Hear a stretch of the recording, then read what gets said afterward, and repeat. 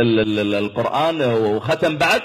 قلت إيه؟ قال ده ابني محمد وده ابني أحمد. قلت لا قوة إلا بالله. تذكرت مرة عندنا في مكة الشيخ المحيسني قارئ كبير، وما شاء الله إذا قرأ بكى وأبكى الناس، يبكون وراءه دائما، وما شاء الله في نفس الوقت تاجر كبير.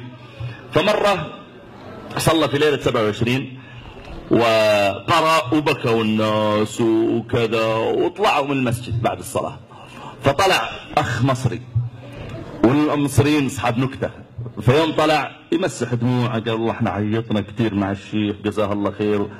بعدين شاف قدامه برج عمارة طويلة، قال ما شاء الله تبارك، دي بتاعت مين؟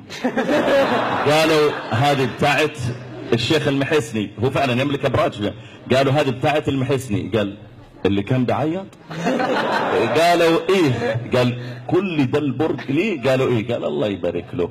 شوي مشوا قالوا برج ثاني، قال وده بتاع مين؟ قالوا ده بتاع الشيخ المحيسني برضه. قال اللي صلابنا؟ قالوا ايه؟ قال الله يبارك له. ومشى شوي الا برج ده، هو فعلا عنده كذا برج حول المسجد. قالوا ده بتاع مين؟ قالوا بتاع المحيسني. قال لي صلابنا؟ قال لي. قال سبحان الله، امال بيعيط ليه؟ ما دام الرجل ما دام عنده الفلوس كلها بيعيط ليه ما دام عنده